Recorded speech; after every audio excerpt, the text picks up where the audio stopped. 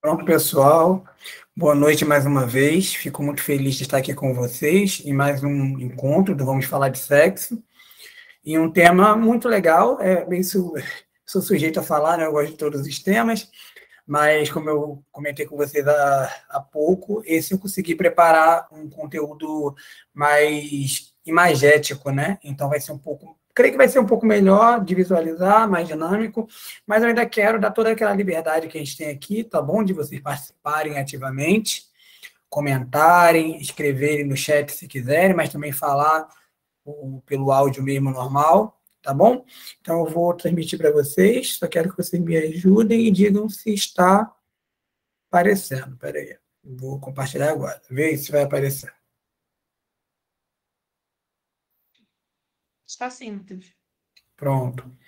Então, pessoal, esse foi o tema do nosso mês de outubro, não, agosto, né? Tô perdido às vezes no tempo, gente.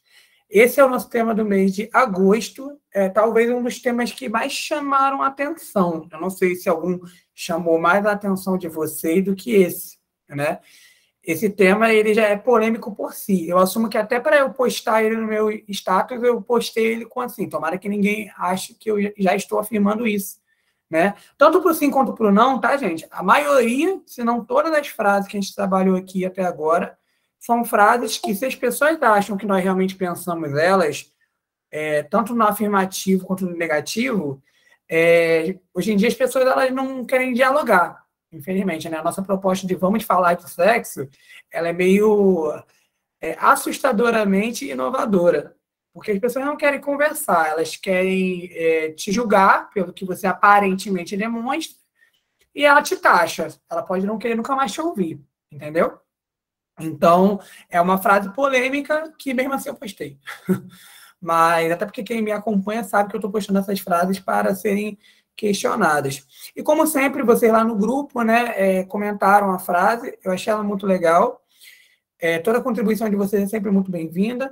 O Alisson colocou, eu achei também legal a demora que foi. Eu acredito que foi por causa da correria também, mas também acho que por pensamento, eu vi que teve gente falando que estava pensando ainda, e realmente eu acho que é um tema difícil.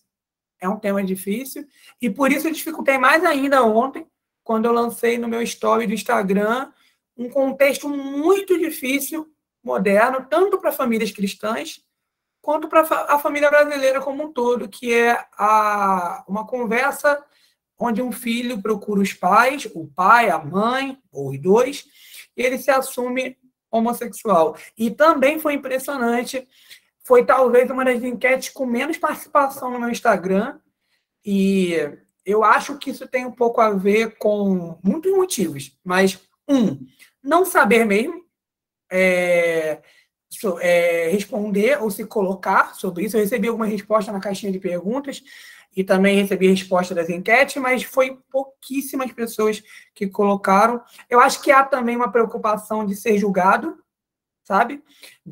Por exemplo, já pensou em ter um filho que se assumisse homossexual e a pessoa não querer mostrar se ela pensou ou não? Tem gente que tem isso, de, não quero mostrar o que eu penso em si. Ou pessoas que não querem assumir que viram um filme, porque não querem ser julgadas de terem assistido um filme com essa temática, ou até mesmo de não quererem se posicionar no sentido de, eu não vou me comentar não, entendeu? Se eu vou aconselhar de uma forma mais parecida com um filme tal ou outro. E desde já, para quem assistir a gravação ou para quem não está entendendo o que eu estou citando do story, aqui no nosso slide eu vou fazer referência aos filmes de novo e todo o aconselhamento dado nesses filmes. Então, se alguma coisa está confusa, eu creio que ela será esclarecida, e se não for, a gente vai esclarecer junto também através das dúvidas e posições de você. A Cris mesmo colocou que está pensando até agora em como responder. Pessoal, perguntas sinceras, dizia Schaefer, né? Exigem respostas honestas, né? Eu falei honesta, né? Perguntas honestas exigem respostas honestas também. E dentro desse âmbito, a gente vai perceber, vocês vão ver conforme a gente for caminhando juntos, que há muitas dúvidas dentro desse assunto, que às vezes não são verbalizadas, mas talvez a gente se identifique. Eu queria que a gente tivesse um espaço muito aberto aqui, porque aqui é uma reunião aberta em certo sentido, né? Porque quem quiser entrar no grupo do Vamos Falar de Sexo pode entrar, quem quiser participar da nossa reunião pode participar, Mas, querendo ou não, eu fico muito feliz de estar olhando sempre para as mesmas pessoas. Por quê? Porque isso se torna um ambiente mais familiar, se torna um ambiente onde a gente não deveria se preocupar tanto em errar aqui. Porque aqui a gente está aprendendo juntos, aqui a gente está conversando juntos, para que quando a gente possa conversar com pessoas que realmente podem ser feridas ou ajudadas pela verdade secreta por trás desses temas, nós possamos ter uma resposta honesta para as dúvidas honestas dos corações delas. Tá bom? Mais uma vez, vocês têm liberdade plena, tá aí, de escreverem, comentarem ou se posicionarem. Como eu estou vendo o slide aqui, se quiserem me interromper diretamente, pode me interromper. E tem momentos também que eu vou perguntar para vocês, aí vocês podem falar no áudio ou escrever no chat, tá bom? Eu vou dar essas oportunidades para vocês se manifestarem. Gente, primeiro slide. Eu queria já, e você sabe que eu gosto de ver o retorno de vocês, né? Na verdade, eu falei que eu não conseguiria ver você, mas eu consigo sim, porque eu jogo um slide e eu volto para cá, para a tela. Então, se alguém quiser levantar a mãozinha, eu vou ver, tá bom? Gente, quem já viu esse filme alguma vez na vida? Eu queria que levantasse a mãozinha se alguém aqui na nossa reunião já viu esse filme.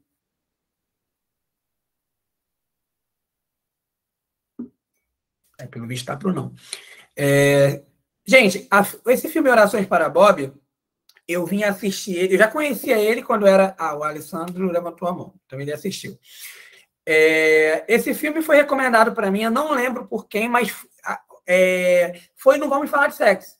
Foi no grupo, foi alguém que viu esse filme e falou que eu deveria assistir e tal, mas eu já conhecia esse filme, só nunca tinha assistido ele. Para quem não sabe, né, eu sou de criança, eu era um fã do Ben 10. E esse ator que faz o Bob, que está ali sendo abraçado pela mãe, ele é o ator do filme do Ben 10. Então, eu já conheço esse ator e na época eu soube que ele tinha feito esse filme, né? 2009 o filme é. Gente, o filme ele é muito interessante. Muito interessante, embora eu acho que ele tenha aspectos positivos e negativos, tá, gente? Todos os filmes que eu vou citar aqui hoje são 2 filmes em si, ele tem aspectos positivos e negativos. Vamos lá. Orações para Bob é sobre Bob, né? Ele é um jovem que ele nasceu numa família cristã, num cristianismo bem fundamentalista, tá, pessoal? E quando eu digo fundamentalista, pode ser uma expressão meio assim... tosca, a gente vive dentro de uma guerra de termos muito grande, tá? Eu não quero aqui fazer defesas aladas, eu queria realmente ser muito frio nas minhas análises aqui, no sentido de que realmente era um cristianismo muito... É difícil explicar, muito religioso, muito religioso. Assumo que eu, como um cristão, eu olho, eu não vejo evangelho na demonstração, e ok, cobrar demais do filme, mas dentro disso, esse Bob, ele se descobre homossexual. E conforme ele se descobre homossexual, ele vai começando a ter conflitos. É interessante que o filme já revela no início, ele revelando isso, e ele passando por todo um processo de auxílio familiar, no sentido de, qual é o auxílio familiar? Heterossexualizar ele. Ele tem um problema psicológico, ele tem um problema que precisa ser resolvido, e a forma de resolver é tentando incentivar com que o Bob saia com meninas, que o Bob, ele realmente se torne hétero. É uma heterossexualização dele. Conforme o filme progride, né, o Bob ele não consegue se tornar um heterossexual, e ele, em algum momento, ele se afasta dessa tentativa de reprimir o desejo homoafetivo dele, passa a viver o desejo homoafetivo dele, até uma hora que ele até se muda de casa, ele vai para outro lugar, só que ele começa a ter muito conflito com a mãe dele. Muito conflito com a mãe dele, discussões muito... O filme é um drama mesmo, é um drama, onde tem muitas discussões, onde ele fala fala para a mãe, né, você me odeia, e ela fala, não, eu não odeio você, eu odeio o que você se tornou. Ele diz, né, é o que eu sou. E a discussão fica muito tensa, e ele sempre em crise. Quando ele vem para casa visitar a família, o clima é muito pesado, porque a mãe rejeita mesmo ele na postura homossexual dele.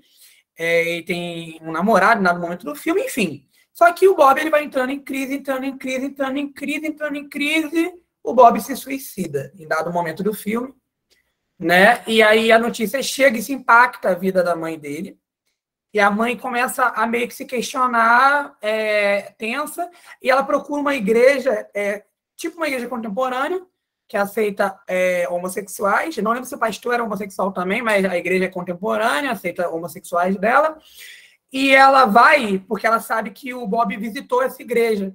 E ela quer descobrir isso, começa a questionar o pastor questiona mesmo, de achar ele errado, mas começa a questionar, até que no fim das contas o filme vai conduzindo uma mensagem, até que a mãe dele, no final do filme, ela meio que se arrepende de como ela tratou a situação, e vê que ela estava errada, só que ela vai para o extremo do eu estava errada mesmo. No final do filme está a mãe dele andando na parada gay, literalmente, tipo assim, totalmente inclusiva, né? Pasmem, é baseado numa história real. O menino que está ali ao lado da foto do slide é o Bob da vida real. Ele realmente existiu, realmente houve essa conversa, talvez com algum exagero aqui ou ali do que um filme faz, talvez não tão fiel ao ocorrido, mas realmente Bob existiu. Bob realmente nasceu numa família cristã fundamentalista e em algum momento ele se descobriu homossexual, assumiu, falou com a mãe não recebeu, a pressão foi grande, ele não soube lidar com os conflitos dele, homoafetivos e conflitos familiares, ele se suicidou e realmente a mãe dele se tornou, inclusive, uma lutadora pelo direito da LGBT. Tem um momento que ela fala em um lugar assim a favor da homossexualidade de forma pública. Tá bom? Então, esse é o primeiro filme, tá? Orações para Bob. Então, eu queria destacar aqui um primeiro aspecto. É aquele indivíduo dentro de uma família cristã, e esse filme ele é um belo de uma alfinetada muito grande no cristianismo, de alguma forma. Aí eu já não vou dizer que é o cristianismo fundamentalista. Eu acho que eles usam o cristianismo fundamentalista no filme para criticar o cristianismo tradicional. E apresentam um cristianismo diluído como uma alternativa saudável. Tá bom? Isso é uma das possibilidades, e o filme acaba mostrando uma forma de reação de pais que muitas vezes pensam que o mundo acabou. Meu filho se assumiu homossexual, o mundo acabou, eu falhei. Enfim, eu poderia ficar aqui o dia todo falando sobre o que passa na cabeça da mãe, sobre os conflitos que os filhos passam. Eu acompanhei alguns casos onde realmente amigos meus de contextos cristãos se assumiram e os pais não souberam lidar e não sabem lidar até hoje com o filho homossexual, tá bom? Entre realmente serem exageradamente rigorosos, grosseiros, brutos, ou serem extremamente complacentes. Então, é uma coisa meio difícil mesmo. O segundo filme que eu coloquei no story do Instagram foi o filme Com Amor, Simon, de 2018. É um filme bem mais recente. Esse filme, por outro lado, ele é uma proposta mais leve do que o anterior, não tem ninguém se suicidando no filme, pelo menos não me lembro. Acho que não tem mesmo, não. E no filme a proposta realmente é mostrar o conflito daquele que se descobre homossexual e, diferente do filme anterior, mostrar, talvez, como, embora desafiador, pode ser uma oportunidade muito grande de você aceitar, abraçar e acolher o filho que se assume como homossexual, tá bom? Na história, o Simon é um menino, até então, aparentemente heterossexual. Ele não é. E conforme o filme vai progredindo, ele troca mensagens com um rapaz por meio da internet, e até que essas mensagens dele são divulgadas pela escola. Bem típico de filme adolescente, mas levado para um lado mais LGBTQIA+. E nisso ele perde o contato com o rapaz, porque o rapaz fica com vergonha, não quer se assumir também, e no fim das contas ele tem que se assumir para os pais e tudo mais.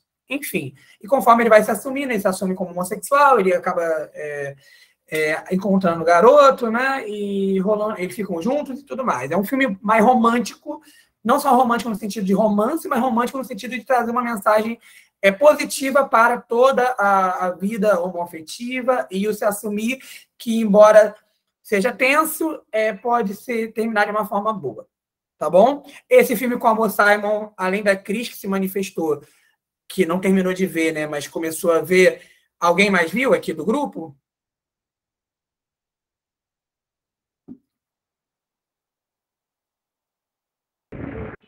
O filme eu já vi. Ah, tá. Obrigado. O Guto falou que ele viu. Beleza, gente. Agora, realmente, é muito interessante que o tema que a gente está trabalhando aqui é literalmente como nós encaramos, no fim das contas, aquilo que não é heterossexual no contexto cristão da igreja e da família. Tá bom? Parece o fim do mundo, muitas vezes. Para as Matheus, cristãos. Matheus, Oi. o Stanley também já viu o filme. Ah, tá. O Stanley também viu o filme. Então, para muitos, eu se assumir, eu acho muito interessante. Eu vou já invadir com a minha experiência. Eu queria colocar a minha experiência como uma experiência interessantemente. Não adianta, gente. É constrangedor. O momento que você. Eu lembro que eu convivi com a minha vida quando Jesus me chamou. Eu neguei a mim mesmo, eu não quis. Só que eu também me dei o direito de eu não quero conversar isso com meus pais nunca. Eu quero morrer sem ter essa conversa. A conversa maligna, a conversa tensa. Né? Até porque eu não decidi me assumir, eu não decidi sair do armário, eu decidi seguir minha vida com Jesus, que também foi um me assumir difícil, porque minha mãe odiava cristão, né? Crente evangélico, principalmente. Então, esse fado já basta, né? Hoje em dia, minha mãe cristã, seguindo a Jesus, eu lembro que foi quando Deus me chamou para começar a trabalhar com sexualidade abertamente, e Deus realmente falando comigo que ele queria usar minhas feridas para curar. E eu lembro que uma coisa que Deus falou para mim naquela noite foi: você vai começar falando com a sua família. E aquilo foi uma coisa muito difícil para mim, porque eu falei, eu não queria falar. E eu lembro que eu acho que eu empurrei com a barriga muito tempo até falar com a minha mãe. E realmente, gente, não tem um filme que, passando por uma cena dessa, eu não sinta a tensão da cena, independente. Eu não estava nem indo me assumir, eu estava indo falar, mãe, olha só. A situação é o seguinte, eu tenho uma atração pelo mesmo sexo. Foi engraçado, porque ela não sabia muito bem como lidar com isso, e em algum momento ela perguntou, isso quer dizer que você vai começar a se relacionar com um homem agora? Foi engraçado, porque eu falei, não, mãe, eu estou dizendo que eu tenho uma atração pelo mesmo sexo, não que eu vou viver de acordo com essa atração. Tá entendendo? Eu ainda acho que é errado, ainda acho que é pecaminoso, ainda acho que não é a vontade de Deus que eu me relacione com homens. E, coitada, era algo muito novo. Na época da minha mãe não era assim, pessoal. Não era tão comum. Não era algo de se assumir. Isso era uma coisa mais vivida no oculto. Se a pessoa gostava, ela fazia isso no canto dela. Ninguém sabia muito bem como isso é. Hoje em dia, se passa na televisão. Hoje em dia, a nossa cultura, na verdade, incentiva muito mais a proposta do Com Amor Simon. E critica propostas de qualquer tipo de repressão a isso, como de alguma forma acontece em Orações para Bob. Tá bom?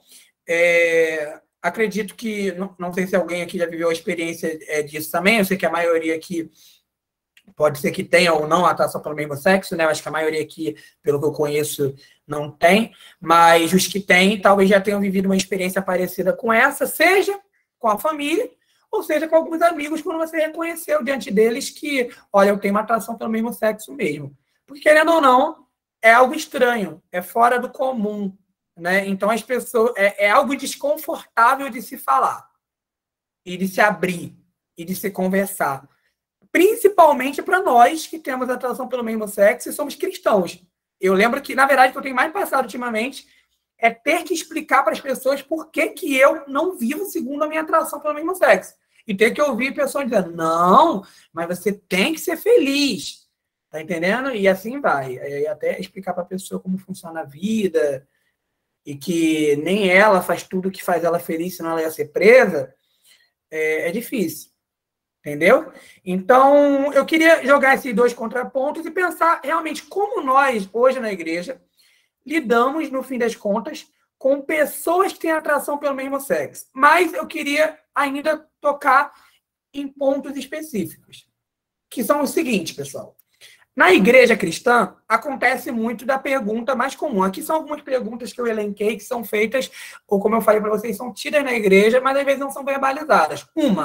Muitos pais, diante da revolução sexual moderna e diante de um grande crescimento do índice de homossexuais, têm se perguntado, como eu posso impedir que meu filho sinta atração pelo mesmo sexo? Isso é uma pergunta que o pastor que eu cito muito aqui, no qual eu me baseio para fazer esses nossos encontros, o Ed Shaw, que é um pastor com atração pelo mesmo sexo, ele, no tempo dele, num fórum, isso foi perguntado. Isso foi perguntado e ele se sentiu desconfortável, né, dele, né, coitado. Por que ele se sentiu desconfortável? Por uma preocupação muito grande dos pais, muitas vezes, em impedir a atração pelo mesmo sexo. Como se esse fosse o pior pecado que o ser humano pudesse ter. A maioria dos pais não fazem a pergunta: como eu posso impedir que meu filho seja um mentiroso? Como eu posso impedir que meu filho seja um mau caráter? Como eu posso impedir que meu filho seja um hétero que fica destruindo o coração de mulheres por aí? Como eu posso impedir que meu filho seja alguém que não se parece com Jesus? Essas perguntas são menos frequentes, tá bom? É possível, afinal, coexistir a santidade e a atração pelo mesmo sexo? É uma pergunta interessante. Quando eu comecei meu trabalho online, eu recebi mensagens de pessoas dizendo que Deus trazia transformação. Em nenhum momento eu disse que não. Mas eu também dizia que a transformação que Deus nos traz, muitas vezes, ela não é completa. É a mesma coisa que você dizer que uma pessoa que vem com uma deficiência física, ela vai ser curada, com certeza, no reino na igreja. Ou na caminhada com Jesus. Eu não posso fazer essa promessa, querido. Isso depende de Deus, não de mim. Para atração pelo mesmo sexo, é a mesma coisa. Como é que eu posso... Ou eu posso prometer que um homem, num casamento heterossexual, ele nunca mais vai sentir atração por uma mulher que não seja sua esposa? Eu posso fazer uma promessa dessa? Quando uma pessoa larga o alcoolismo, eu posso dizer que ela nunca mais vai sentir desejo pelo álcool? Ou que alguém que amava xingar um palavrão nunca mais vai sentir a vontade de xingar um palavrão, principalmente quando der uma topada no dedo? Eu posso fazer promessas assim? Eu não vejo promessas assim nas Escrituras. Eu vejo um chamado a seguir Jesus e negar a si mesmo. Certo?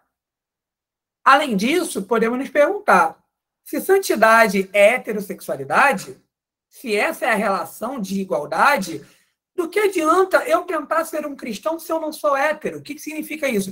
Se eu, como homem, não tenho atração por uma mulher, se você, sendo mulher, não tem atração por um homem, e santidade é igual a heterossexualidade, então você já não é bem-vindo no meio do povo de Deus. Você não é bem-vindo na igreja porque você é inadequado. Não dá para você. E, por fim, a pergunta que fica ainda dentro desses pensamentos é: será que a maior mudança que um homossexual precisa é se tornar um heterossexual? Algum de vocês se identifica com alguma dessas perguntas? Vocês podem escrever no chat ou podem falar mais uma vez, mas sempre para mim é muito útil ter esse feedback de vocês. Alguma vez vocês já pensaram ou refletiram sobre alguma dessas perguntas aí? Ou talvez uma pergunta parecida? Podem também falar aí no chat.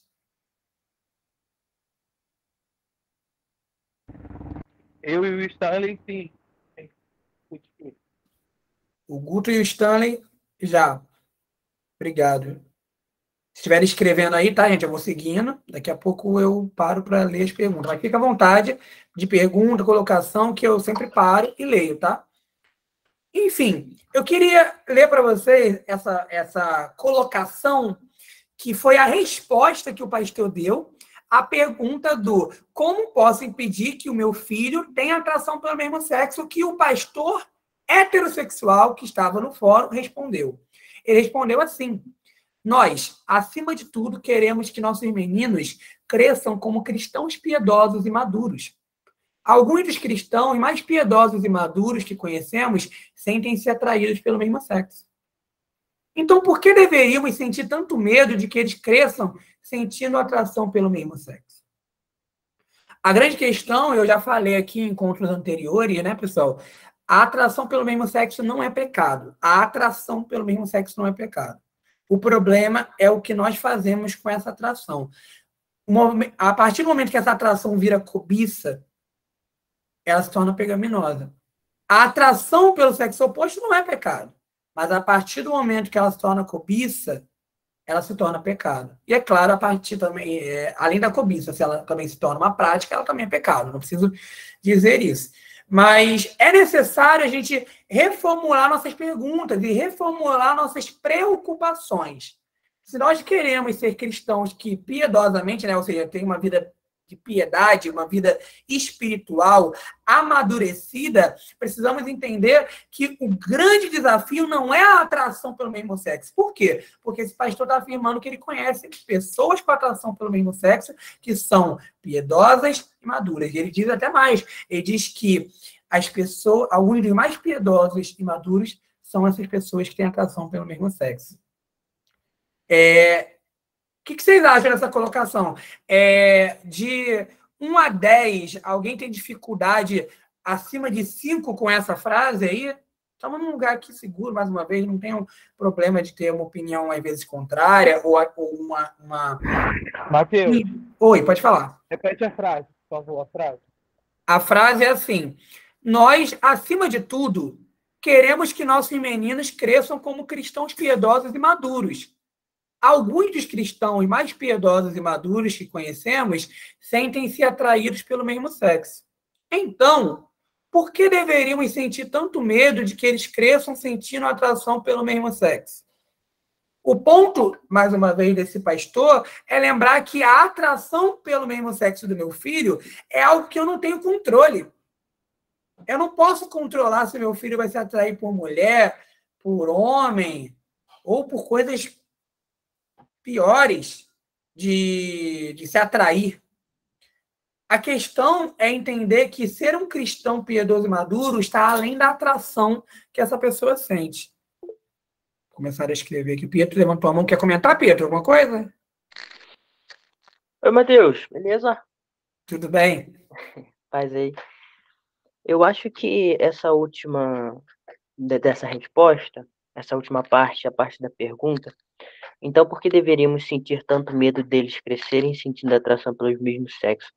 Eu acho que essa pergunta, né, no final dessa resposta dele, um tanto quanto retórica, fala um pouco sobre esse medo ser atribuído ao não saber lidar, de alguns pais e mães não saberem lidar com esse tipo de pecado que, como você disse no início, é visto como pior do que muitos outros, né?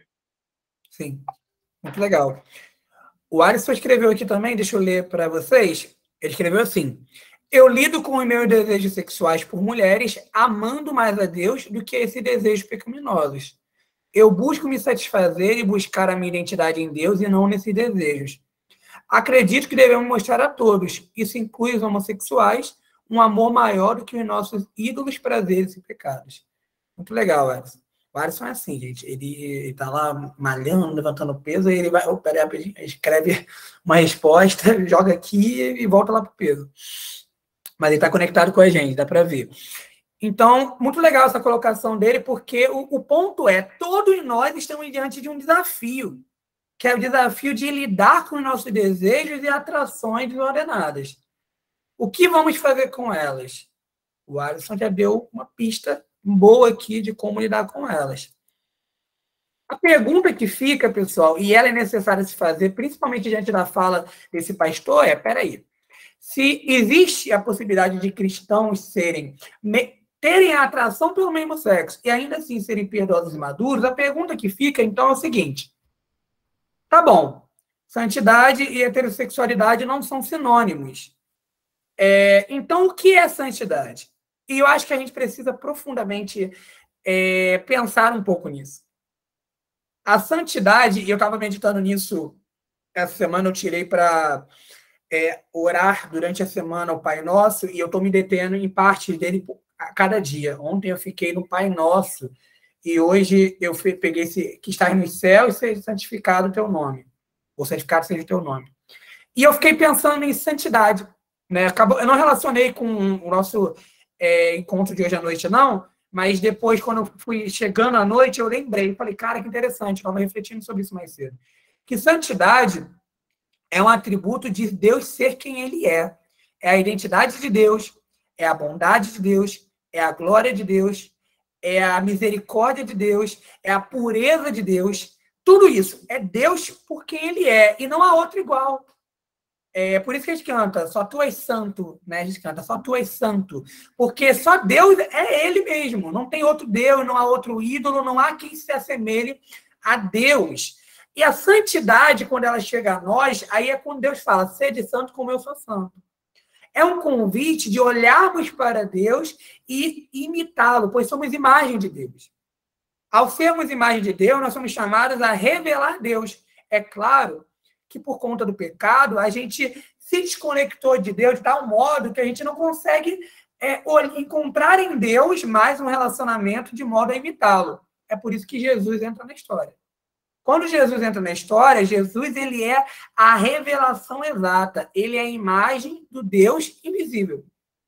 Então, a santidade, no fim das contas, é ser semelhante a Jesus. É eu olhar para Jesus e eu imitar Jesus em quem ele era, na sua bondade, na sua pureza, na forma que ele se relacionava com homens, na forma que ele se relacionava com mulheres. E, pasmem, Jesus não viveu uma relação heterossexual. Muito menos Jesus não viveu uma relação homossexual. Jesus ele foi um celibatário.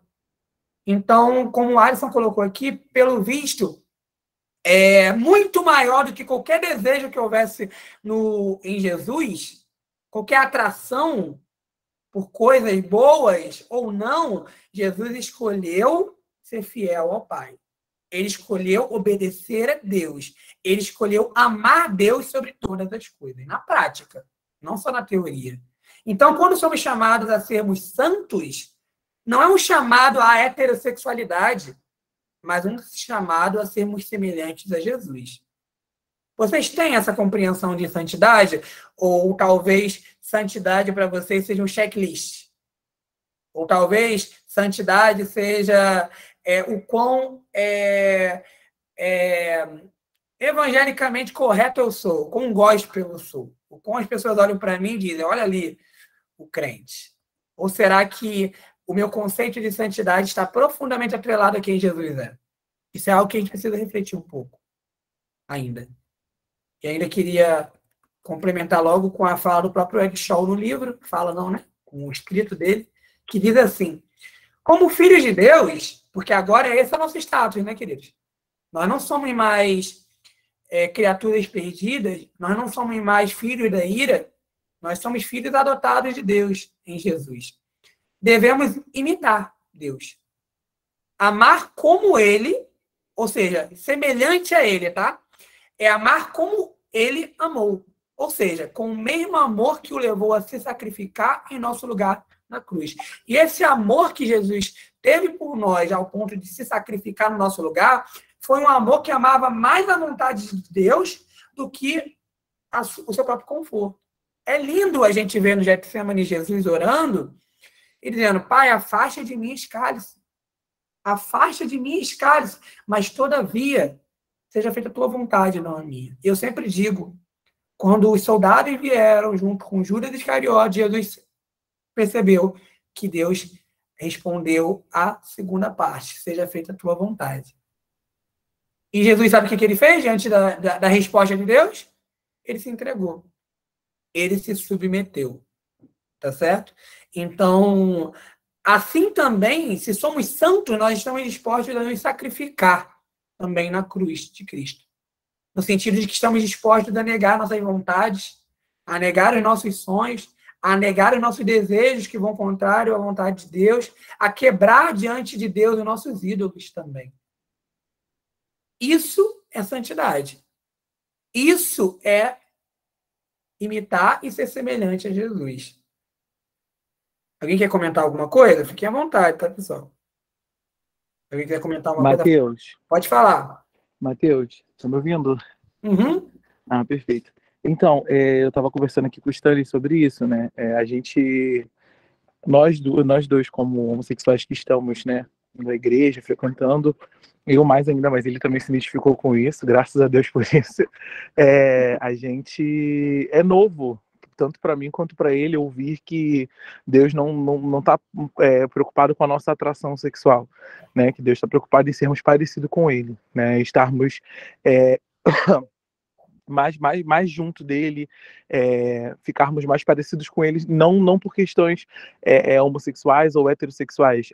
Isso é novo para a gente, no sentido de a igreja sempre disse para a gente que para sermos discípulos, para estarmos mais próximos de Deus, nós teríamos que ser heterossexuais, né? E aí sim a gente poderia se intitular cristãos ou algo do tipo, entende? Isso para a gente é muito, muito novo, né, Stanley? Muito legal, gente. Obrigado pela contribuição de vocês. E é muito legal também porque o Ed Shaw, no capítulo dessa frase, ele fala algo muito interessante que é pesado para todos nós que temos atração pelo mesmo sexo, que é quando é colocado esse padrão de santidade de, olha, para você realmente ser liberto, eu vivi isso com um amigo meu buscando a libertação dele a todo custo, porque ele achou que nunca poderia ser um cristão verdadeiramente maduro enquanto tivesse atração pelo mesmo sexo, e buscou libertação a todo custo, achou que tinha encontrado, e hoje em dia ele vive uma vida no mundo homossexual. Realmente, porque a questão que foi colocada foi muito mais sobre resolver um aspecto da vida dele, na sexualidade dele, do que se aproximar de Deus. E o Ed Shaw, no livro, ele fala sobre como, enquanto ele lutou e insistiu em lutar para mudar a sua atração sexual, e isso em vão, porque até hoje ele tem atração por pessoas do mesmo sexo e nunca sentiu atração por mulheres. Ele diz isso no livro. Não sentia, por mais que ele tentasse, ele não sentia. E ele se sentia mal, se sentia literalmente alguém que não é cristão. Porque realmente ele não sente a atração pelo sexo oposto. Só que isso é horrível, queridos, porque não é o que a Bíblia ensina. A Bíblia não ensina que o cristão ele tem que ter atração pelo sexo oposto. A Bíblia diz que o cristão deve ser semelhante a Jesus. Deve ser semelhante a Jesus. E é por isso que eu odeio qualquer tipo de definição reducionista do sexo. O que você é? Você é hétero ou homossexual? Eu sou muito mais do que isso. Eu lembro que um amigo meu, né, que já me encara como alguém que, por estar com Jesus, então eu sou hétero. Ele pensa assim. Né? Eu lembro que uma vez eu estava num aniversário dele, né, com muitos amigos nossos homossexuais e, além de mim, um hétero na mesa, né? E aí, ele me taxou assim, né? Pelo menos. E aí ele gritando, bêbado, né? Falando assim, nessa mesa só tem 2 heterossexuais. Eu era um deles, para ele. E eu fiquei pensando, é isso que eu me tornei no fim das contas? Eu fui reduzido a ser um heterossexual. É isso que eu sou, pelo visto. Só que eu não aceito isso não, querido. Desculpa. Eu não sou homossexual e eu não sou heterossexual. A minha identidade não é essa. Isso não é o que eu sou. Essas palavras não são capazes de representar quem eu sou. Eu sou filho de Deus. Eu fui criado no amor de Deus. Eu fui criado para amar a Deus. Esse é quem eu sou. Jesus, eu não consigo falar, olha lá, Jesus, um hétero. Olha lá, Jesus, Deus me livre, um homo. Eu não consigo dizer. Eu tenho que dizer, olha lá, Jesus, o Filho de Deus. Até porque Jesus não teve relação sexual com ninguém. Eu vou dizer que ele é o quê, sexualmente? Ele é um homem. Isso ele era. Ele era um homem. Um homem, Deus. Filho de Deus. Vocês entendem isso? É poderoso e libertador ouvirmos em Boas Novas de que a nossa sexualidade não é que ela não tem uma direção. A gente vai ver daqui a pouco. Não é que Deus não nos conduza em direção a algum lugar. Não é que Deus não tem uma vontade para nós. Mas é que a nossa sexualidade não é, em primeiro lugar, o aspecto mais importante de quem nós somos. E, por outro lado, também, a nossa sexualidade é algo que deve ser desenvolvido debaixo da submissão à vontade de Deus. E, por fim, a nossa sexualidade, mesmo desordenada, ela pode ser crucificada na cruz do Calvário, na cruz de Cristo. E nós podemos ser amados por Deus, seguirmos a Deus e sermos semelhantes a Jesus, independente do quão desordenada a minha, a sua ou a nossa sexualidade é. Camila escreveu, uma vez ouvi uma mensagem dizendo que santidade começa com sim. Porque normalmente enfatizamos que para ser santo é preciso dizer não para o pecado, mas só conseguiremos dizer não para todos os nossos desejos se dissermos sim para Cristo todos os dias. Muito legal, Camila. Como você disse, e o Alisson comentou anteriormente, é necessário dizermos um sim profundo para Deus. Amarmos a Deus de tal maneira que a gente não precise de nenhum amor pequeno para satisfazer o nosso coração, no fim das contas. Essa é a verdade. A verdade não é outra além dessa. Eu queria ainda continuar falando com vocês que a crença de que a heterossexualidade e santidade ela é perigosa. Por quê? Por causa das complicadas tentativas de heterossexualização.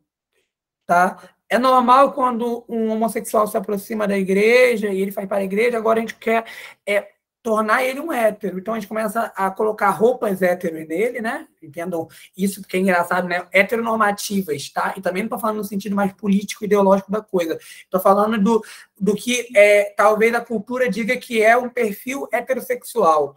E começamos a querer colocar aquela pessoa como uma pessoa que seja hétero. Então a gente critica o quê? Se a pessoa ela usa unha pintada, não pode mais pintar a unha. Se a pessoa ela gostava de homem, agora só tentar ter relações com mulheres. Isso quando não acontecem coisas piores, como incentivar o homossexual recém-chegado à igreja a ficar com as meninas mesmo. Fica, experimenta, não tem problema não. Sem nenhum pudor, passa a mão. Ah, mas é pecar. Não, mas é melhor você pecar heterossexualmente do que homossexualmente, né, queridos? Pelo amor de Deus. Que perigo e que absurdo, às vezes, a gente vê nas igrejas quando tentam heterossexualizar pessoas. Isso é perigosíssimo. E eu não estou contando de histórias absurdas. Eu conheço um caso de um não tão próximo, tá? Eu conheço de outra pessoa, de um rapaz que procurou o seu pastor e confessou o seu pecado, ele caiu com um outro homem. E ele confessa, só que acho que aquilo tinha que ser passado, né? Ele falou, se alguém te perguntar qual foi teu pecado, você fala... Eu acho que ele era casado, o homem. Era esse mesmo, o cara era casado, e ele caiu em relação sexual com um homem. E aí, o conselho do pastor foi, se alguém te perguntar, porque tinha que afastar ele, né? Afastar ele, colocar de banco, né? Como algumas culturas de igreja têm. E aí, falou assim, se alguém te perguntar qual foi seu pecado, você fala que você adulterou contra a sua mulher.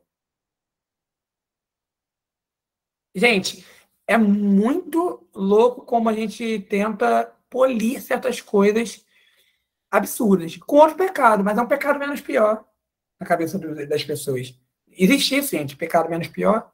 Existe isso de que o pecado heterossexual está aqui e o homossexual está aqui? Ou ao contrário, né? Dependendo de como você encara. Isso não existe. Isso não existe. A gente acaba definindo certos jeitos, né? E vamos mudar, vamos engrossar, falar mais grosso. A gente começa a colocar uma série de regras, ou seja, a gente começa a criar a santidade do checklist. Em vez de falar, olha para Jesus. Olha para Jesus e imita Jesus. Ama Jesus. Busca Jesus. A gente tira o paradigma de Jesus como sendo a referência maior de santidade e a gente começa a colocar o padrão hétero cultural, que realmente vai variar. Aqui, ser homem é assim. Lá na Rússia é assado. Então, a gente começa a estabelecer o nosso padrão sexual para quê? Para a gente ter uma boa fama diante da sociedade. E a gente se preocupa muito pouco com o coração do indivíduo que está se aproximando de Jesus. Esse é um ponto nevrálgico que nós precisamos atentar. Algum de vocês tem alguma história que mostra realmente o quão perigosa é essa crença e essa tentativa de heterossexualizar alguém? Vocês têm alguma coisa que vocês queiram compartilhar?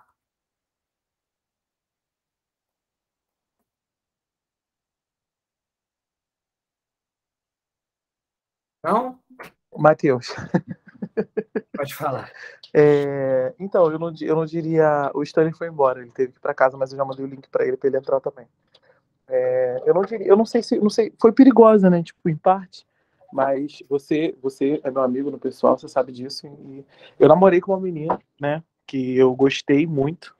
Talvez eu tenha confundido, talvez eu tenha gostado. Acho que eu nunca parei para analisar, tanto que eu sempre falo que acho que ela vai ser a única mulher que eu amei na vida, tipo, no sentido de casar. Mas eu entendo hoje também que foi um pouco por pressão da igreja, sabe? Eu tava no louvor, né? Eu era do louvor. Então, ele é do louvor, ele precisa namorar com alguém para as pessoas entenderem que realmente ele é heterossexual, ele é desse jeito. Então a gente sempre ai, meu Deus, perdão. A gente sempre tem que. As pessoas sempre rotulam, né? Igual aconteceu já um caso também que você já presenciou, de que as pessoas acham que porque somos homossexuais, né? Nessa condição, a gente tem que namorar com alguém para disfarçar esse lado homossexual, né? E assim conseguir que as pessoas enxerguem Cristo na nossa vida pelo namoro, e não pelas atitudes, pela mudança de vida mesmo, entendeu? Então, acho que nesse sentido foi perigoso, mas não assim a ponto de me prejudicar tanto, entendeu? Legal. Obrigado também por compartilhar de novo, Guto. É muito importante isso. Isso acontece mesmo, essa tentativa de forçar relacionamento, é uma coisa que eu comento aqui às vezes que eu já não gosto, tá? Eu acho que isso é problema de forma geral, não só para o cristão que tem atração pelo mesmo sexo, eu acho que essa cultura casamenteira de igreja é complicada. Essas conexões que a gente fica fazendo entre as pessoas, de namorinho, entre crianças eu odeio, entre jovens eu acho complicado, porque o coração fica sendo alvo de brincadeiras. E o coração, a forma que ele lida com as coisas é muito profunda, queridos. Nosso coração não é brinquedo, a gente brinca demais com essas coisas. E a gente não percebe o quão profundas são essas coisas. Pode parecer bobeira minha, mas eu já acompanhei tantos casos, e eu sou um caso ambulante de como não se brinca com os afetos. Não se brinca com os sentimentos. A gente acha que uma relação de vai namorar, daqui a pouco acaba. Gente, isso machuca o coração. Ficam sequelas terríveis de relacionamentos que deveriam ter aguardado, serem amigos, orado, enfim, terem tido algo realmente juntos que rumasse em direção ao casamento. Deus, ele realmente estabeleceu uma vontade dele para que nós fôssemos guardados, e acaba que nós, como cristãos da igreja, jogamos as pessoas no perigo. Tudo para tentar resolver o problema, criando outro problema. Eu acho que a gente tem que tomar muito cuidado com isso, tá bom? Outra coisa perigosa é que, às vezes, a gente fica tão preocupado com a vida sexual do cristão homoafetivo que a gente esquece que ele tem milhares de problemas além da sexualidade dele. Às vezes ele é invejoso, às vezes ele é fofoqueiro, às vezes ele é arrogante, às vezes ele é um ladrão, às vezes ele é um assassino. Mas vamos resolver o problema sexual dele. Sendo que, pensem comigo, é isso que está assustado. É um cristão que tem atração pelo mesmo sexo, ele já está convencido de que essa prática é pecado, ele nega a si mesmo, mas a gente ainda está preocupado com isso, entendeu? Com a sexualidade dele, mesmo ele sendo um safado, um mentiroso, um pilantra. Conheço pessoas com atração pelo mesmo sexo que o maior pecado delas não é sexual. Na verdade, Rosário Butterfield vai dizer que as práticas imorais, sejam hetero ou homossexuais, elas não são o profundo, não. Elas são a superfície da situação. O profundo é o orgulho, que é o pai de todos os pecados, né? Então, às vezes, a gente fica tão preocupado com os galhos podres da árvore que a gente não cuida da raiz. Enquanto a raiz for podre, queridos, os galhos vão ser podres. Às vezes você resolve um problema no galho, só que você não resolveu o problema da árvore. E o problema da árvore, queridos, aí não é só no caso do homossexual, mas de todas as árvores que são os seres humanos, é a falta de um coração que ama a Deus. É a falta de um coração que olha para Deus como sendo tudo. Tudo, literalmente. Tá bom? Precisamos compreender, eu vou passar aqui o slide, que algumas coisas nos são dadas por Deus, como graças dele. Isso vai se tornar engraçado quando chegar no último ponto. Em primeiro lugar, ele nos dá a palavra dele. a palavra mesmo, a Escritura, a Bíblia Sagrada, como uma fonte de direção para, e pensar uma palavra-chave aqui, que é mudança. A palavra de Deus é o que vai definir o que é certo e errado. A palavra de Deus é a fonte da verdade, não é o meu sentimento, não é o que eu penso sobre a vida, não é o que eu acho certo e errado, é o que a palavra de Deus define. E a partir da palavra de Deus, ela me direciona para uma mudança de vida. Beleza? Em segundo lugar, Deus não deixa só um livro de regras para a gente. Deus não deixa somente a palavra dele a ser obedecida, porque nós não conseguiríamos obedecer por nós mesmos. Na verdade, nós não conseguimos obedecer mesmo à vontade de Deus. Nós somos incapazes. Nós queremos fazer a nossa vontade. Só que ele também nos deu o Espírito Santo. O Espírito Santo é a pessoa de Deus que mora em nós e nos capacita a obedecer a palavra de Deus. Ou seja, nos capacita a mudar. Mas não só isso também. Ele não nos dá somente a palavra que nos direciona e o Espírito que nos capacita, mas ele nos dá no Evangelho a motivação para mudar.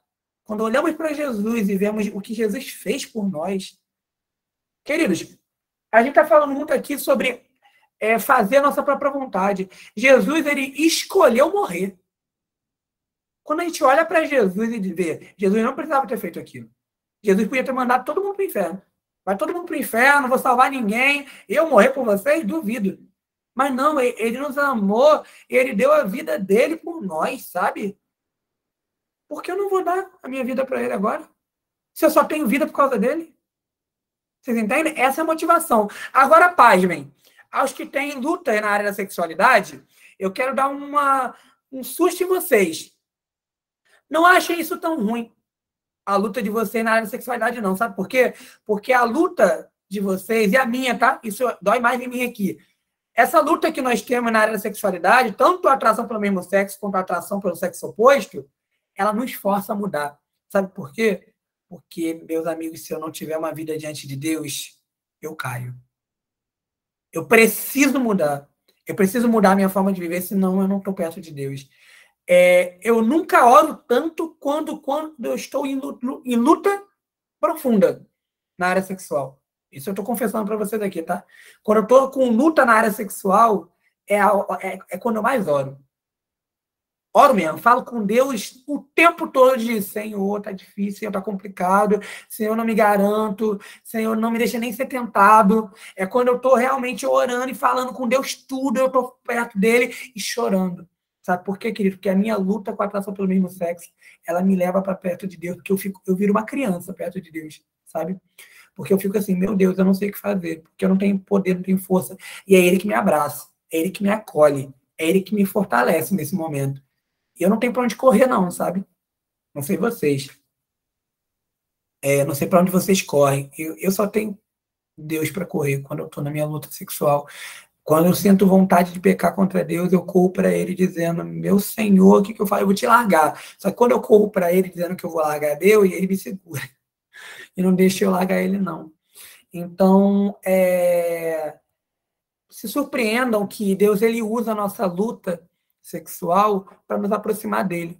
Da mesma forma que Deus usou aquela tempestade, quando os discípulos estavam lá no barco, para realmente eles clamarem e pedirem por ajuda. Clamarem e pedirem pela ajuda de Deus, no fim das contas. O ruim é quando a gente olha mais para a tempestade do que para Jesus. Mas se em meio à tempestade nós olharmos para Jesus, é profunda e poderosa a nossa comunhão com Deus depois que essa tempestade acabar. É importante a gente compreender isso. A Cris escreveu aqui. Bendita a fraqueza que nos faz depender de Deus e que nos tira toda esperança em nós mesmos. Dura constatação, Cris, mas é verdadeira. É verdadeira demais. Eu quero também lembrar vocês, e eu acho que isso é uma boa notícia que vocês devem levar para as pessoas que lutam com várias áreas de pecado, sabe, na vida. É triste, mas, gente, nós somos pecadores. Lidar com essa verdade, às vezes, dói. Precisamos lembrar que Deus não nos promete uma restauração de todas as coisas aqui nesse mundo. Mas Ele promete isso no porvir. Isso significa que agora eu vou ter desejos que não estão de acordo com Deus. Eu vou ter sonhos que não estão de acordo com Deus. Eu vou fazer coisas que não estão de acordo com Deus. Eu preciso correr em direção a ele, pedindo transformação e mudança, e entendendo que a única forma de eu não cair e não pecar contra Deus é estando perto dele. No porvir, ele vai mudar completamente a gente. E aí a gente nunca mais vai sentir nada contra a vontade de Deus. Mas até lá, eu preciso estar muito agarrado com Deus. Senão eu vou cair, eu vou pecar o tempo todo. E eu queria, antes de passar por umas conclusões, deixa eu até colocá-las aqui já na tela, já é o último slide. Eu queria comentar, voltando à parte do filho com a atração pelo mesmo sexo. Eu queria que todos vocês tivessem a noção de que um filho de vocês pode ter atração pelo mesmo sexo. Pode no sentido de... É uma possibilidade, gente. Ainda mais no mundo de hoje em dia, é muito mais fácil eles terem interesse nisso. E isso é claro que eu estou aqui indo além daquela nossa discussão que a gente teve aqui da origem, né? Afinal, é biológico, é psicológico, é social. Independente, nós entendemos que há uma conexão entre esses aspectos, esses fatores, então o social afeta também. Então, quando a gente vive numa sociedade que ela favorece a homossexualidade, é muito mais fácil para os nossos filhos do que para nós, e do que era para os nossos pais, e do que era para os nossos avós, se perguntarem se eles são ou não homossexuais, ou experimentarem. E deixa eu contar um negócio para vocês muito legal. Legal não, né? Muito interessante. Eu ouvi um amigo meu aqui em casa falando assim, a primeira pessoa que deveria saber que você é homossexual é a sua mãe. Mas vocês sabem que na prática não é, né? Vocês sabem que na prática ele ficou com alguém, se não teve uma relação sexual com alguém, entrou numa crise pessoal, contou para os amigos, contou para o grupo mais íntimo dele, acaso que a pessoa posta na internet, e às vezes não fala nem com a mãe. Sabe por quê, mais uma vez? Às vezes não tem um ambiente de diálogo em casa. Às vezes não tem um ambiente de conversa em casa. Eu conheço um caso também. Eu conheço um caso que eu posso ficar a noite toda contando para você, mas eu conheço um caso muito interessante de um filho de pastor, que ele já cansava de ser gay. Já tinha tido, estava no segundo ou terceiro namorado quando ele se assumiu para o pai. Ele julgava que o pai não ia entender. Entendeu? E guardou até a hora que ele contou, e acho que ele só contou quando acho que ele saiu de casa, alguma coisa assim. A pergunta que ela quer calar é: vocês querem ser esses pais que criaram os filhos na igreja, criaram os filhos na presença de Deus, e eles vivem uma vida totalmente escondida de vocês, porque vocês supostamente são fundamentalistas, não criaram um ambiente de diálogo em casa, não ensinaram que o relacionamento deles com Jesus é a coisa mais importante da vida, e não em si a atração sexual deles? Sabe o que acontece? Eles se assumem e te largam. É isso que acontece no fim das contas. É isso que a gente quer criar na nossa família? Eu acho que a gente pode fazer melhor. Eu acho que a gente pode realmente criar um ambiente seguro em nossas casas e igrejas. Daqui a pouco eu vou falar sobre o aspecto de como nós, como igreja, devemos responder isso, tá? De literalmente entender que precisamos criar um ambiente seguro nas nossas casas e nas nossas igrejas, aonde as pessoas possam estar à vontade para falar das suas lutas e dificuldades antes de pecarem até. E aí eu coloquei 3 pontos assim que eu acho que nós, como cristãos, deveríamos agir ativamente para contribuir para uma melhora nesses aspectos nas nossas igrejas. 1. Heterossexualidade além da hipocrisia. Tá? Eu acho que falta realmente a gente entender que pessoas heterossexuais, dentro dos seus contextos, também pecam. Tá?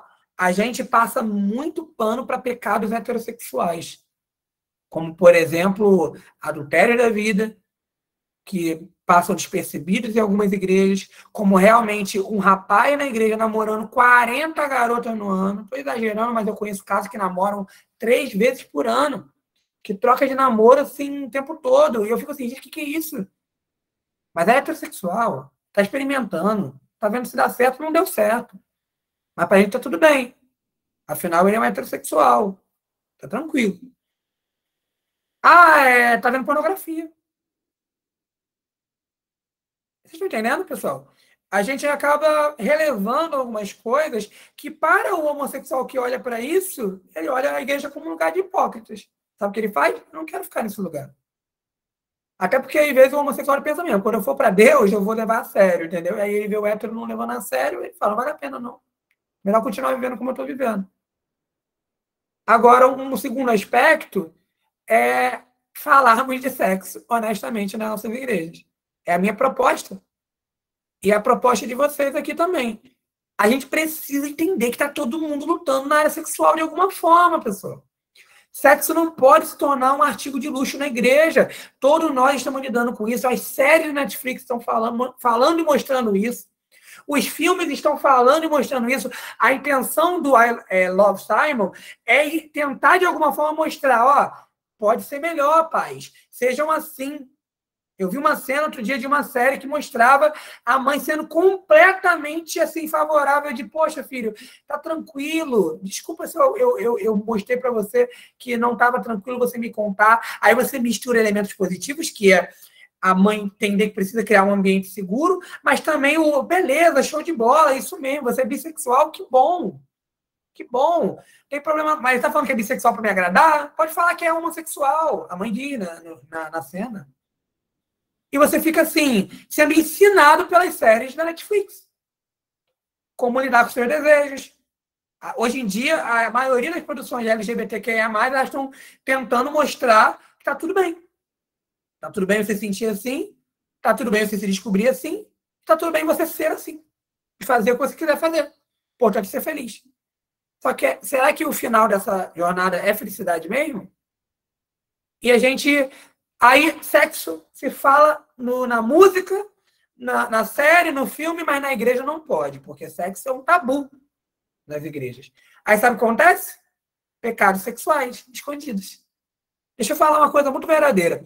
Quando não temos a sexualidade tratada de forma aberta e honesta na igreja, os pecados sexuais vão aumentar.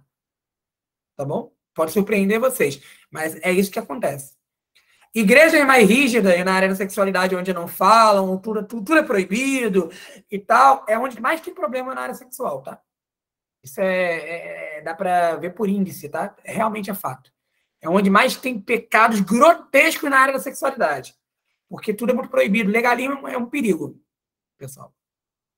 Agora, no ambiente onde a sexualidade é tratada de forma honesta, o homossexual consegue olhar para o hétero e dizer: caramba, ele passa pelos conflitos que eu passo e luta contra eles. Olha aquele cara ali na bateria, a menina dando muito mole para ele, mas ele disse não, porque ele quer ser fiel a Jesus e só se for de uma forma correta, só se for de uma forma não sexual, não sexualizada, ou que seja rumo ao casamento. Isso é poderoso, pessoal. Isso é um testemunho muito poderoso. Quando a gente vê que, no fim das contas, a palavra de Deus é igual para todo mundo. Está todo mundo levando cruz. Quando o homossexual entra na igreja e vê que está todo mundo carregando cruz, ele fala, ou eu carrego uma cruz, ou realmente eu não tenho nem o que falar desse povo. É por aí, pessoal. E, por fim, a confissão. A gente precisa redescobrir, gente, aí eu vou dar o meu desabafo final aqui para a gente concluir. Eu fico muito triste porque a maioria das pessoas que eu cuido na área da sexualidade à distância, principalmente à distância, porque isso eu posso dizer pela glória de Deus, que aqui na minha igreja não temos problema, né? Na verdade, seria um problema, né? Porque eu sou um dos líderes da igreja. E eu falo abertamente na minha sexualidade. Então, não tem como aqui ser um problema, pelo menos esse problema. Nós temos outros problemas. Mas esse problema não é um problema aqui. Por quê? Porque eu falo abertamente aqui, na igreja, da minha sexualidade. E dos meus conflitos, das minhas lutas. Então, qualquer pessoa homossexual que venha do mundo, ela vai chegar aqui e ela não vai ter problema de falar também abertamente da sexualidade dela. Por quê? Porque o Mateus fala. Entendeu? E se o Mateus fala, eu posso falar. Agora, eu sei que isso não é uma realidade na maioria das igrejas. Na verdade, eu conheço pessoas que não contam para ninguém. E me dá muita pena, sabe por quê? Porque ela realmente guarda um segredo e ela não tem com o que conversar. Porque se ela confessar, elas vão passar por um processo de heterossexualização, de demonização, de questionamento se ela é crente mesmo ou não. Enfim, inúmeras coisas. Conheço casos já falei aqui, né? Do cara que ele tem atração pelo mesmo sexo, teve uma vida homossexual, ele tá noivo, mas nunca contou pra noiva dele essa parte da vida dele, não. O perigo é o que não falta nisso, né? No futuro do casamento deles. Mas eu conheço muitos casos assim. E aí fica por isso. Na família, às vezes, não tem um suporte. E conheço casos tentou até trazer pessoas para o nosso grupo aqui, mas a pessoa viu a forma que eu trabalho com sexualidade e não achou legal, não. Entendeu? Tudo bem. É uma pena, porque essas pessoas elas decidem não seguir a linha que eu sigo e elas começam a machucar as pessoas que têm atração pelo mesmo sexo, que é o caso que eu estou citando. Essa pessoa precisa mudar o que Jesus ensina, mandou ela mudar. Que às vezes fala um jeito mais delicado. A pessoa gosta de usar brinco. E aí fica mudando essas coisas tão supérfluas, mas o coração da pessoa não é cuidado. Pelo contrário, a pessoa é ferida. Então, eu acho que nós podemos dar uma resposta melhor, pessoal, nessa área, sabe? Eu acho que é poderoso e transformador o testemunho da igreja quando realmente é verdadeiramente falado de sexualidade de forma honesta, confessarmos nossos pecados de forma verdadeira, sem ficar com medo do que as pessoas vão pensar da gente, sabe por quê? Porque o que importa é que eu amo Jesus, não é que eu sou perfeito. Não é que eu não tenho pecado, que é mentira, eu tenho pecado. Se ninguém conhece seus pecados, eu convido você a procurar um amigo, um irmão em Cristo, para confessar seus pecados. E se você não tem um amigo para você confessar seus pecados, um amigo cristão, talvez você não tenha uma amizade cristã, isso também é muito ruim. Enfim, pessoal, basicamente é isso. Eu quero dar a oportunidade para vocês fazerem seus últimos comentários, se alguém quiser comentar, o que vocês acharam do que a gente trabalhou hoje aqui.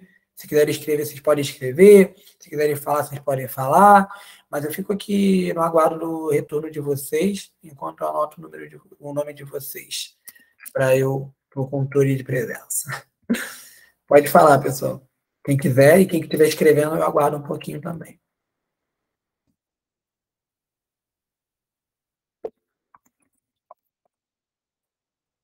Levantar a mão, foi isso? Tá.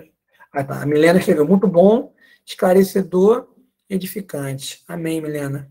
Glória a Deus. Fico feliz que esse conteúdo tenha edificado você. Espero ter edificado a todos vocês. Mas alguém quer comentar alguma coisa antes de a gente encerrar? O Alisson escreveu, deixa eu ler aqui. Edificante, como sempre, irmãos, é sempre um privilégio aprender e crescer com vocês. Amém, Alisson. Glória a Deus. Mais alguém?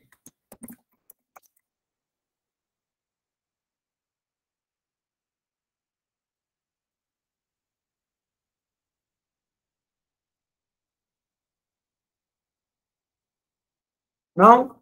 Pessoal, agradecer mais uma vez pela presença de vocês aqui. Quem estiver escrevendo ainda pode escrever, tá, gente? Que se postar aí no chat eu vou ler. Fico muito feliz por vocês. Se não me engano, faltam 2 encontros, tá? Para a gente fechar nossas 9 verdades secretas, tá? O do mês de setembro e o mês de outubro, se não me engano. Se não forem 2, são 3, mas acho que são 2 encontros que faltam ainda. E se vocês puderem, tá, gente, divulguem a nossa reunião, é muito bom mesmo, esse espaço de diálogo, até de pessoas que vierem aqui e questionarem, a gente precisa ouvir essas pessoas. Esses questionamentos vêm de dores e de conflitos que as pessoas passam, e eu estou totalmente disponível para ouvir sobre isso, sabe? Então, para mim, pode trazer quem você quiser aqui para ouvir, para assistir nossos encontros, para que essas pessoas possam ser abençoadas e cuidadas de alguma forma, a poder do evangelho sendo ministrado e aplicado na área da sexualidade também, tá bom? Acredito que ninguém quer falar mais nada, né? Vou terminar a gravação aqui, peraí.